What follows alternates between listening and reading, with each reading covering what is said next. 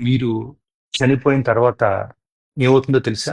మీ అంత్యక్రియలకండి కొన్ని గంటల తర్వాతే ఏడుపులు ఆగిపోతాయండి. వాళ్ళంతా మీ గురించి మాట్లాడడం మానేసి, భోజనాలు ఎలా ఏర్పాటు చేసుకోవాలో దాని గురించి చర్చించుకుంటారండి. పిల్లల్లో మళ్ళీ ఆడుకోవడం ప్రారంభిస్తారండి. కొంతమంది టీ తాగుతూనే బయటికెళ్తారండి. కొంతమంది బంధువులు వారి టూర్ ప్రణాళికలు మొదలు పెడతారండి. ఇంకొంతమంది భోజనాల్లో ఉప్పు ఎక్కువైందో, తక్కువైందో అని చెప్పి దాని గురించి చర్చిస్తారండి. ఏదో ఒక బంధువు అండి పెట్టిన ఖర్చుపై అసంతృప్తిగా ఉంటాడండి. మెల్లగా జనాలందరూ వెళ్ళిపోతారండి. కొన్ని రోజుల తర్వాత ఏమవుద్దంటేనండి, మీ ఫోన్‌కి ఎక్కడా అని చెప్పేసి మెసేజెస్ వస్తాయండి. మీ ఆఫీస్‌లో మీ ప్లేస్‌లో పనిచేయుటకు వేరే కొత్త వ్యక్తిని నియమించుకుంటారండి. మీ ఫేస్‌బుక్ ఫ్రెండ్స్ మీరు పెట్టిన చివరి పోస్ట్‌ని ఒకసారి మళ్ళీ చూస్తారండి. మీ పిల్లలు సెలవులు ముగించుకుని వాళ్ళ జీవితాల గురించి ఆలోచించడం మొదలుపెడతారండి. మీ జీవిత భాగస్వామి తమ శేష జీవితం ఎలా గడపాలని చెప్పి ఇంకా ఆలోచిస్తారండి. పండగలు, సినిమాలు, క్రికెట్ మ్యాచ్‌లు అన్నీ ఎప్పటిలాగే వచ్చి వెళ్ళిపోతా ఉంటాయండి. పువ్వులు మళ్ళీ వికసిస్తాయండి. కాలాలు మారుతా ఉంటాయండి. జీవితం మెల్లగా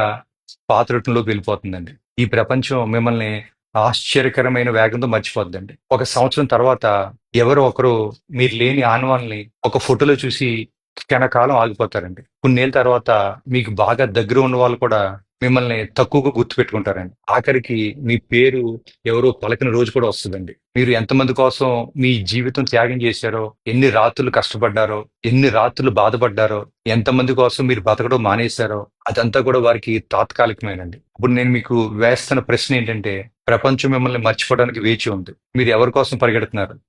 మీరు ఎవరి కోసం ఆందోళన చెందుతున్నారు? మీ జీవితం మీది. దాన్ని ఇతరుల అభిప్రాయాల కోసం త్యాగం చేయకండి. బంధుత్వాల కోసం నలిగిపోకండి. జీవితం ఒక్కసారే వస్తదండి. దాన్ని సజీవంగా, సంతృప్తిగా, మీ మనసుకు నచ్చినట్టు జీవించండి. Thank you.